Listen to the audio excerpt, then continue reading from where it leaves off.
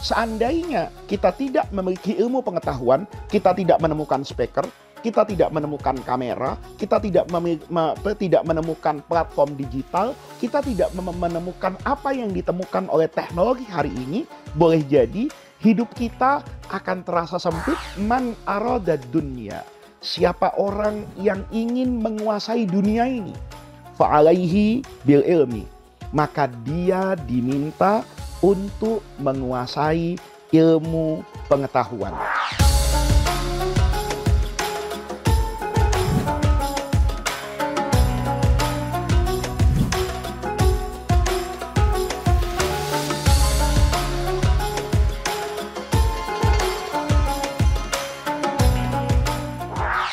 Assalamualaikum warahmatullahi wabarakatuh. Bismillahirrahmanirrahim. Alhamdulillahirabbil alamin. Wassalatu wassalamu ala asyrafil anbiya wal mursalin wa ala alihi wa sahbihi ajmain, amma ba'du.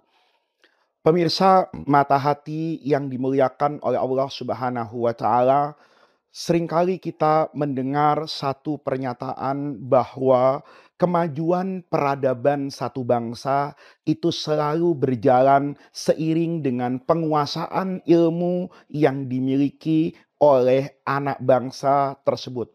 Hal ini sepenuhnya benar dan bisa kita lihat dari kacamata sejarah dan fakta yang kita dapatkan sepanjang zaman. Peradaban secara umum, waktu saya dulu ngaji dengan guru saya, itu dikatakan sebagai natajun fikri. Itu adalah hasil pemikiran manusia, atau boleh jadi natajun sakofi, hasil budaya yang berkembang dalam satu masyarakat, atau juga natajun maddi, itu berkait dengan sesuatu yang bersifat material. Kadang-kadang di negara yang memiliki tingkat kehidupan yang sejahtera, maka boleh jadi tingkat ilmu pengetahuan yang berkembang juga berbeda dengan mereka yang belum sejahtera. Dalam bahasa guru saya yang lain menyatakan bahwa yang namanya peradaban itu adalah kullu juhdin basyariyin. Semua usaha manusia litahsini dzurufil hayat, untuk memperbaiki kondisi kehidupannya. Tentu dengan pengertian seperti ini, kita bisa menyimpulkan bahwa kunci peradaban itu ada dalam ilmu. Misalnya, dulu orang ketika berbicara itu pasti dibatasi oleh ruang dan waktu. Dibatasi oleh ruang, misalnya sebelum ditemukannya speaker atau pengeras suara, maka orang itu ketika berbicara memiliki keterbatasan terkait dengan audiens yang mampu mendengar ucapannya. Tetapi begitu ilmu pengetahuan menemukan misalnya speaker dan pengeras suara, maka ketika saya berceramah, di depan saya ada ribuan orang misalnya, maka orang yang di depan dan orang yang di belakang itu memiliki kesempatan yang sama untuk mendengar apa yang saya sampaikan karena berkat ilmu pengetahuan. Dahulu para pemirsa mata hati, kalau kita ingin belajar, maka kita harus datang ke hadapan guru. Dibatasi oleh majelis taklim, dibatasi oleh masjid, dibatasi oleh ruang kelas, dibatasi oleh area pesantren. Tapi sore ini para pemirsa bisa menyaksikan saya yang tidak lagi dibatasi nanti oleh ruang. Bisa jadi ada pemirsa yang melihat saya dari bagian barat Indonesia, ada pemirsa yang melihat saya dan dia sedang berdomisili di bagian timur Indonesia. Ada pemirsa yang tidak dapat melihat saya secara langsung, tetapi nanti malam boleh jadi pada channel YouTube Mata Hati TV ini dia akan membuka dan melihat apa yang saya sampaikan sore tadi. Ini semua litahsin, tentu untuk mendapatkan kebaikan. Seandainya kita tidak memiliki ilmu pengetahuan, kita tidak menemukan speaker, kita tidak menemukan kamera, kita tidak menemukan platform digital, kita tidak menemukan apa yang ditemukan oleh teknologi hari ini, boleh jadi hidup kita akan terasa sempit, boleh jadi hidup kita akan terasa sulit seperti kondisi di masa lalu. Ilmu pengetahuan misalnya membuat ibadah menjadi mudah. Dulu ketika saya masih kecil, itu orang berangkat haji, itu di tanah Jakarta, di Betawi, itu punya tradisi diazankan dan dibacakan iqomah. Seperti orang yang ingin memasuki liang kubur. Kenapa demikian? Karena boleh jadi safar di masa lalu itu untuk haji membutuhkan perjalanan yang cukup panjang. Menaiki kapal laut misalnya, kondisi di Mekah yang belum modern di masa itu, bahkan ada yang masih harus naik unta dan sebagainya, itu menjadikan perjalanan haji itu menghabiskan waktu hampir 6 bulan. Hari ini orang pergi haji itu bisa dalam tempo 1 minggu. Orang bisa menyempurnakan haji, berziarah ke Madinah, kembali ke Indonesia, itu dalam waktu yang sangat singkat. Kenapa demikian? Karena teknologi yang berkaitan dengan transportasi itu tersedia dengan mudah. Dulu saya itu kalau sekolah jauh dari orang tua, itu sering merasakan kangen. Kenapa? Karena saya tidak bisa melihat orang tua saya secara langsung. Saya bahkan harus membayar sangat mahal untuk sekedar berbicara 3 menit dari luar negeri menghubungi orang tua saya yang ada di Indonesia. Dulu rasa rindu itu hanya bisa ditumpahkan lewat surat dan itu pun membutuhkan waktu yang tidak sebentar. Hari ini teman-teman yang anaknya bersekolah di luar negeri, yang keluarganya berada jauh di sudut selatan atau utara bumi ini, dengan teknologi informasi dan komunikasi yang mudah hari ini bisa membangun komunikasi seolah-olah jarak itu tidak ada, waktu itu tidak berbeda, komunikasinya bisa berjalan dengan mudah dan murah. Ini semua tentu berkat kemajuan peradaban yang ditandai dengan kemajuan ilmu pengetahuan. Oleh karena itu para pemirsa, saya masih ingat sekali itu ketika mengaji fikih matan Abi Suja dulu, itu guru saya menyampaikan petuah Al-Imam Asy-Syafi'i.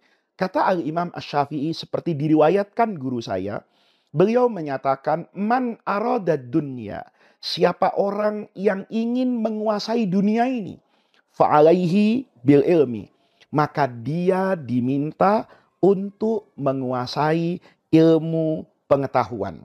Waman aradal akhirah, dan barang siapa orang yang ingin mendapatkan akhirat yang mulia, fa'alaihi bil ilmi, dia juga membutuhkan ilmu.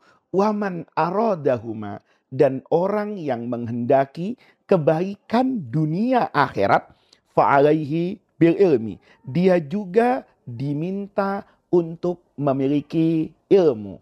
Oleh karena itu, para pemirsa mata hati yang saya cintai, ilmu pengetahuan itu memiliki peranan yang sangat urgen, peran yang sangat vital terkait dengan peradaban. Baik peradaban yang bersifat materi maupun peradaban yang bersifat non-materi.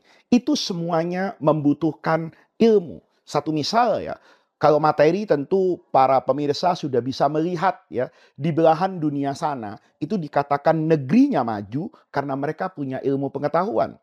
Ada baja misalnya dibawa ke Perancis ke pabrik Airbus atau dibawa ke Amerika ke pabrik Boeing, maka besi yang sama dengan apa yang kita lihat di Indonesia, di Amerika berubah menjadi pesawat, di pabrik Airbus menjadi pesawat angkut modern, dia kembali dipasarkan ke negara yang mungkin penghasil baja tersebut.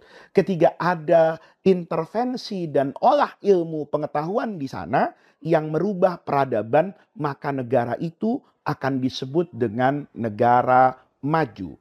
Islam di Andalusia misalnya, hampir 800 tahun, dia menjadi kiblat ilmu pengetahuan di masanya. Semua orang di Eropa yang ingin belajar tentang kedokteran, maka dia perlu datang ke Cordoba, ke Grenada, di mana dinasti Umayyah membangun imperium yang luar biasa, memiliki perhatian yang cukup terhadap ilmu, sehingga di masa itu semua orang yang ingin memajukan negaranya itu merasa perlu belajar di Kurtubah atau di Grenada, dan pada masa itulah terlihat betul puncak peradaban Islam yang ada di Eropa itu dibangun dengan kemajuan ilmu yang mereka miliki. Demikian juga peradaban yang bersifat imaterial, yang bersifat maknawi, yang bersifat akhlaki, yang bersifat adabi misalnya. Kita bisa melihat bangsa yang hidupnya teratur itu biasanya adalah bangsa yang memiliki tingkat ilmu pengetahuan, literasi dan akses terhadap ilmu itu cukup baik. Misalnya ya, ketertiban lalu lintas. Di negara dengan penduduk yang tingkat pendidikannya minim, itu berbeda dengan mereka yang memiliki tingkat pendidikan yang cukup baik. Sehingga yang namanya cara berlalu lintas, cara mengemudikan mobil, kepatuhan terhadap marka jalan, itu juga kita bisa lihat adanya perbedaan di antara peradaban masing-masing negara, dan itu biasanya dibangun dengan tingkat keilmuan. Oleh karena itu, para pemirsa budiman, pencinta Mata Hati TV, kita harus menjadi umat yang memiliki ilmu yang dibutuhkan dalam kehidupan keseharian kita, agar kelak kita bisa membangun peradaban yang baik, peradaban yang memiliki keunggulan, peradaban yang diimpikan dan dirindukan oleh banyak orang.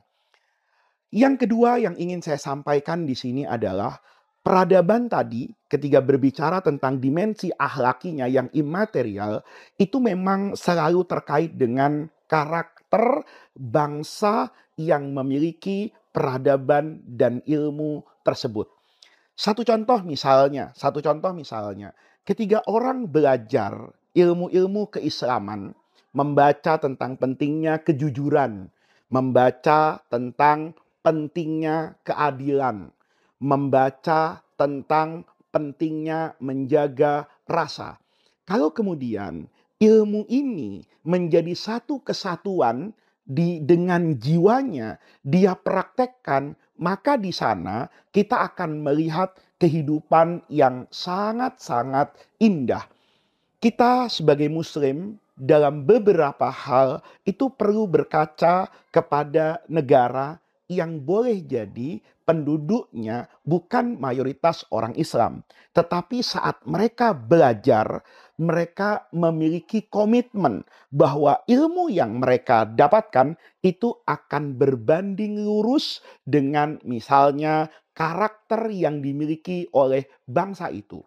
Satu contoh misalnya, ada orang yang belajar tentang ilmu. Ilmu kemudian mengajarkan bahwa sesuatu yang paling mahal di dunia ini adalah waktu.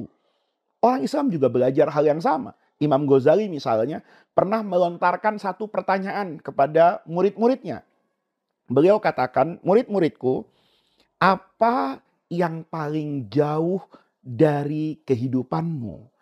Maka murid-murid itu menjawab dengan logika masing-masing. Ada yang menjawab bahkan negeri Cina.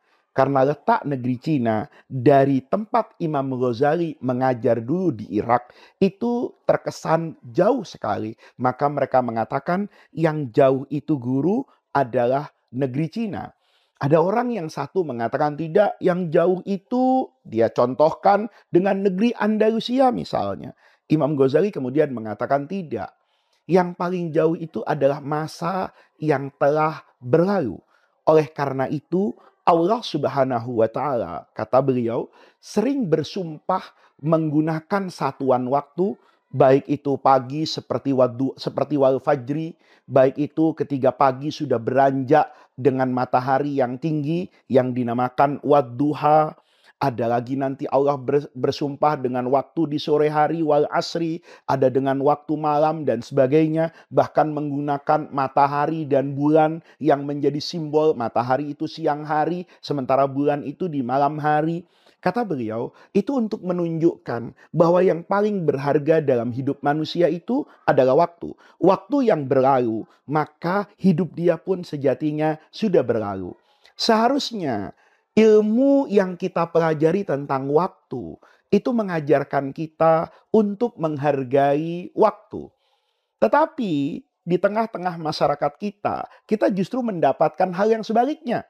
Kalau acara misalnya, itu undangan, itu menjadi tradisi loh. Di dalam beberapa masyarakat, undangan itu disebarkan dengan 2 waktu. Masyarakat umum itu dibuat lebih cepat waktunya.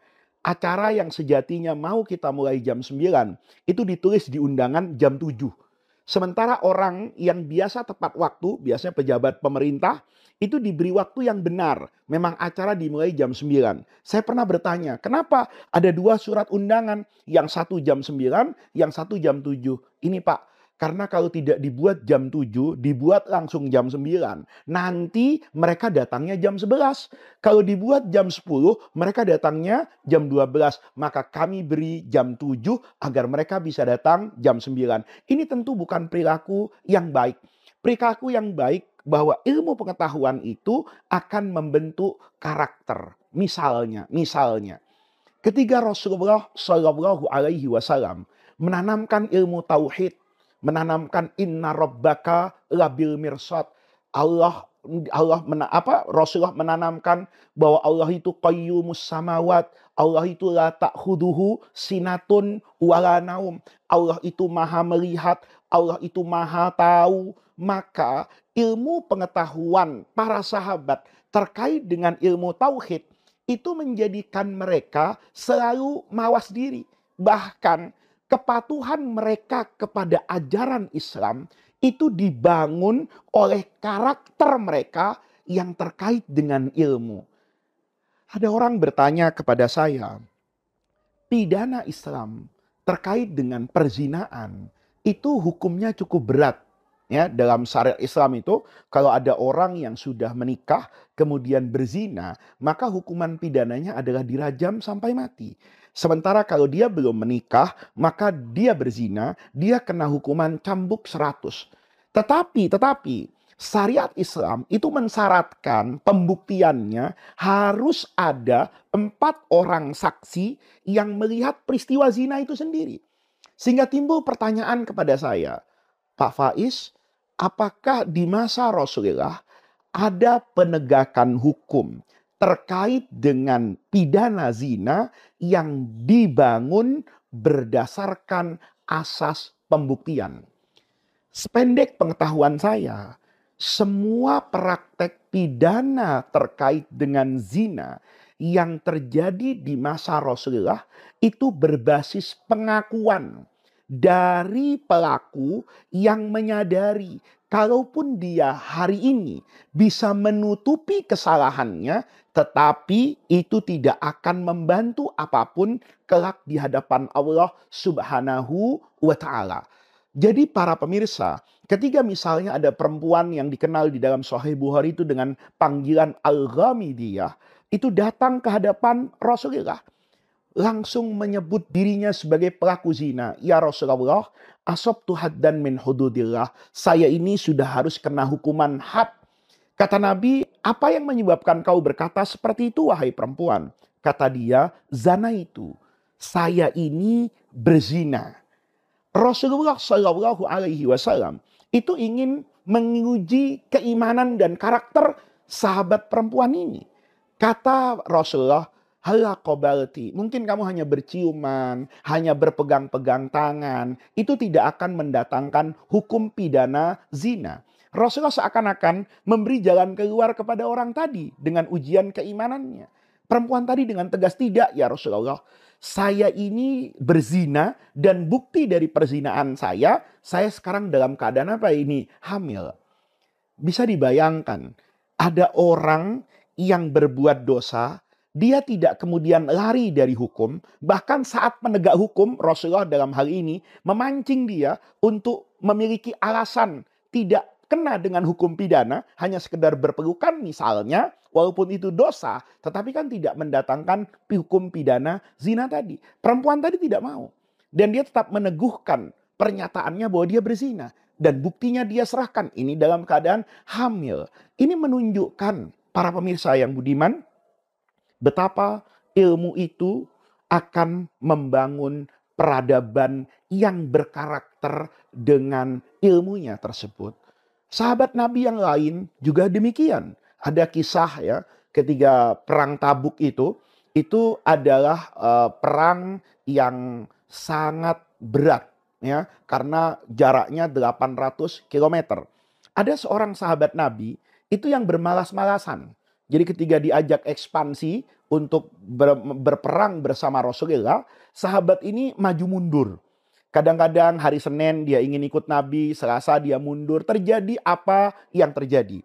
Maka karena dia melihat ada banyak orang yang memberi alasan palsu ke Rasulullah yang diabadikan dalam Al-Quran di surah Al-Ahzab itu inna buyutana aurah, ya maaf, di dalam surah At-Taubah kalau saya tidak salah itu inna buyutana aurah, rumah kami itu adalah rumah yang terbuka ya Rasulullah, maka kami khawatir kalau saya pergi nanti siapa yang menjaga istri dan anak-anak saya. Nah itu oleh Rasulullah dipersilakan tuh, ya sudah kalau begitu kamu tidak usah ikut perang. Banyak mereka yang mengasih alasan-alasan palsu. Maka ketika Rasulullah sudah kembali dari peperangan itu, Rasulullah kembali bertanya kepada orang-orang yang tidak ikut perang. Kata Rasul, kamu kenapa tidak ikut? Semua ngasih alasan. Begitu sampai kepada sahabat Nabi yang satu ini, dengan jujur dia mengatakan, ya Rasulullah, kalau saya hanya ingin menyelamatkan diri saya di hadapanmu hari ini, pasti saya mampu memberi begitu banyak alasan.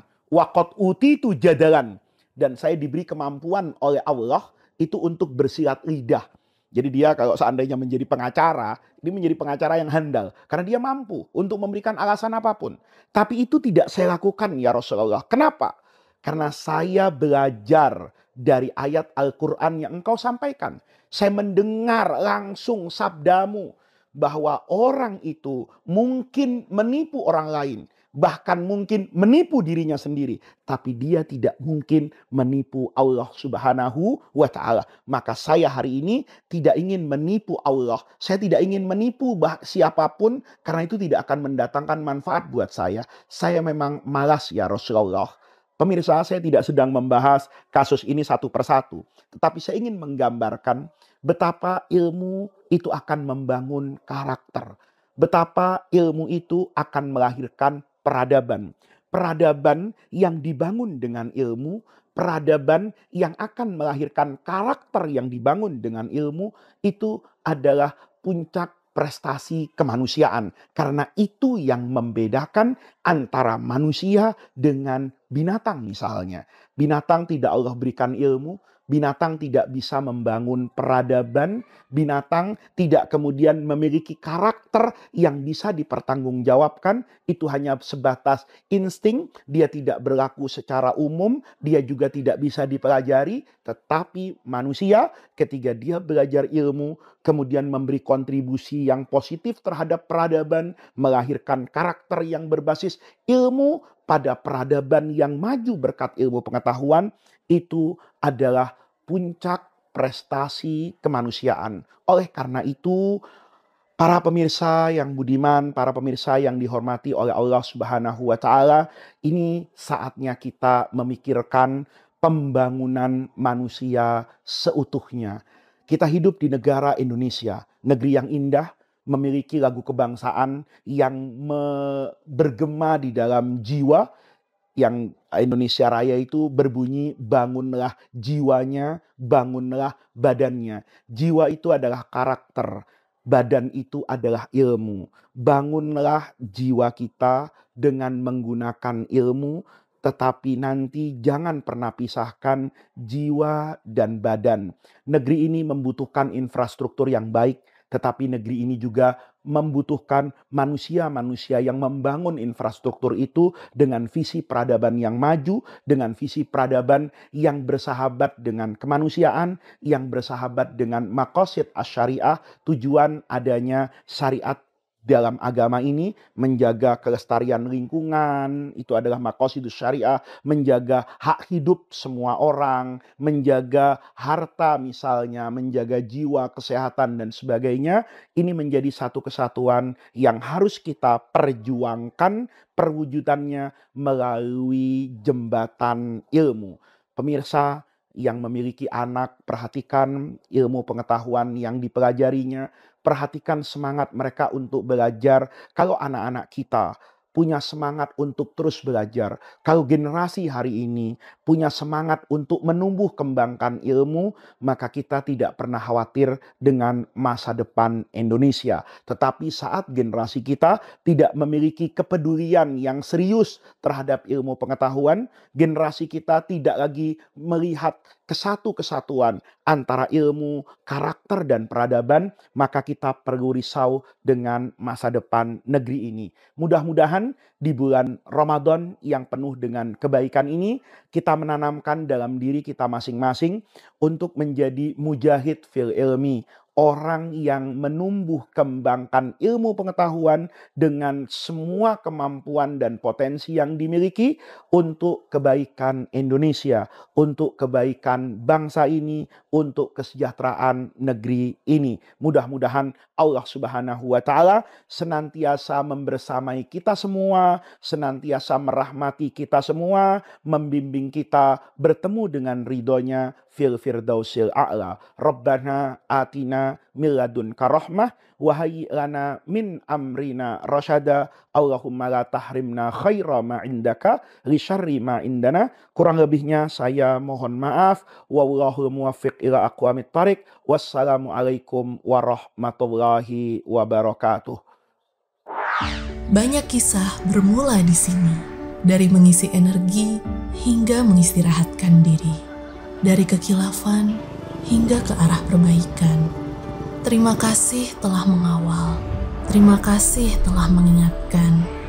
Ini tanda kasih yang menghidupkan Pertamina, karena Pertamina ada untuk kita. Di Ramadan ini, dengan kerendahan hati, ayo kita jalan lagi.